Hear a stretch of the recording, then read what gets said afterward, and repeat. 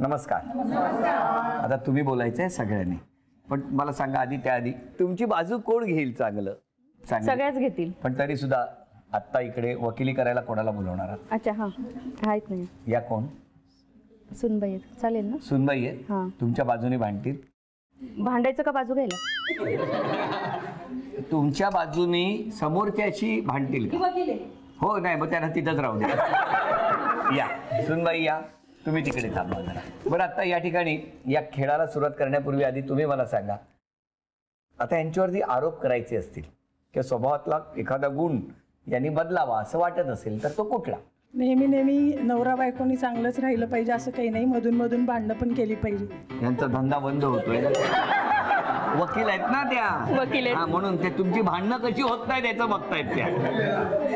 काय हो तुमचं काय म्हणणं आहे याच्यावर? त्यांची भांडणं होणारच नाही, एक विचाराने राहतात त्याच्यामुळं, आणि बरं आहे असंच छान वाटते त्यांची. मग कळलं का तुम्ही? तेच असं थोडं थ्रिल पाहिजे ना थोडं. तुम्ही कुठे राहता? मी मशीप राहते. नाही चुलत बाई. चुलत बहीण आहे. बरी घरी कोण कोण आहे तुमच्या?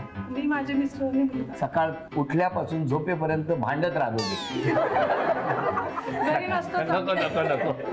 बरं अजून कोण बोलणार द्या? मी वैशाली सागर धामणकर, त्यांची भाऊजाई आहे. माझं असं सांगायचं आहे त्यांना की त्या कधीच माहेरी येत नाही. आल्या तरी दोन तासासाठी येणार, घाईघाई येणार, घाईघाई जाणार. अच्छा, म्हणजे माहेरी कमी येतात असा तुमचा आरोप काय हो? तेवढ्याच वेळ काढतात त्या दुकानदारीमुळे, त्यांना नाही जाणवत कुठे. बरोबर. आणि स्वतः हँडल करतात ना सगळं. हो, पण जरा थोडंसं यायला पाहिजे ना माहेरी पण.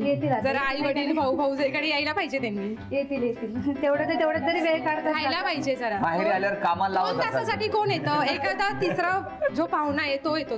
ह्या घरच्या मुली म्हणजे घरची मुलगी आहे, ह्यांनी जरा 3-4 दिवस तरी निदान यायला पाहिजे ना. अरे पण सासरी जर माहेरपेक्षा जास्त ओढ निर्माण झाली असेल तर कशाला येणार त्या माहेरी?